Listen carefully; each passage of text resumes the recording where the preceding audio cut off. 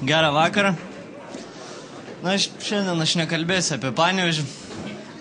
Esu prastos nuotaikos, šį savaitgalį teko sudalyvauti giminės suvažiavime. Turbūt kiekvienam teko ta smagi dalia ten pabūti, kai reikia 300 kartų atsakyti, man sekas gerai, moku gerai, pažymių gerai. Man giminės suvažiavimai tai yra tikra kankinė, nes kad ir, tarkim, panų ten, aišku, nepasikabinsi, nes visas yra tavo kažkelintos eilės pusėserės. Mane vis dar sodina prie vaikų stalo, kur stipriausias gėrimas yra šampanas.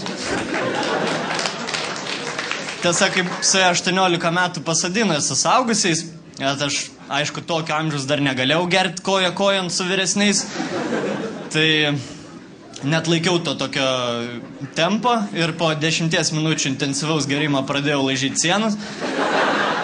O po pusę valandos jau stovėjau kampe ir verkdamas masturbavausi. Verkiau, nes kiekviena lėta daina man priminė mano buvusią merginą. O kampe masturbavausi, nes tiesiog, kai išgeriu, mane pramuša ant romantikas.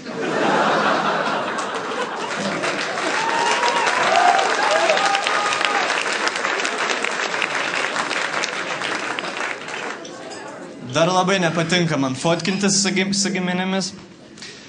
Bet visą laimę, kad jau nuo 3 klasės, kaip ir 99% Lietuvos merginų, turiu tokią pozą, kai mane fotkina, visada jie išmetu ir visada atrodau neprikaištingai.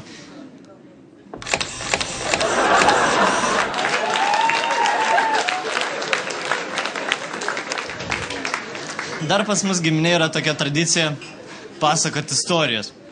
Bet tai atrodo graži tradicija, bet tai paskutiniu metu peraugo į kažkokį konkursą, kai kiekvienas pasakojantis nori savo istoriją užgožti prieš tai pasakojusi. Na ir visada, kai aš baigiu savo istoriją, išgirstu iš savo dėdės Algio, tai čia vanduo, va, man kas buvo. Na ir šiais metais jis papasako, kaip jį rodė per Pasvalio regioninę televiziją, pirštinių parodoje, kuris dalyvavo su savo mėgstamis pirštinėmis 6 valandą ryto. Į tą laidą žiūrėjo maždaug 80 žmonių. Na, aš taip sėdėdamas prie to savo vaikų stalo, valgydamas šakoti, taip lengvai. Priminėt, mane irgi rodė čia per televizorių, bet per TV3, žino tokią televiziją, ne? Tai va, per TV3.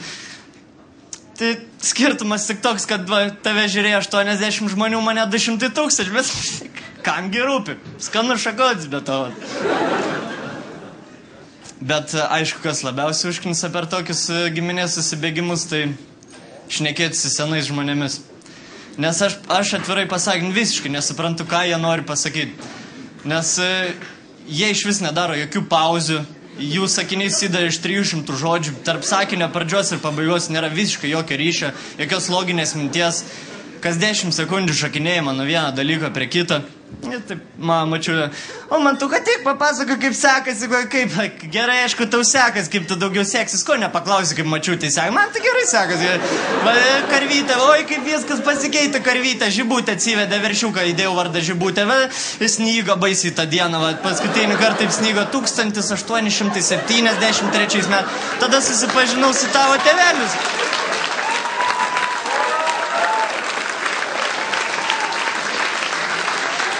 Tada susipažinau su tavo seneliu, toks mandagus, aukštas buvo, įdegęs, atnešė gėlių, sūrę, va, yra užkytę sūrę, galėsi va į mokyklą įsidėti, pagraužti.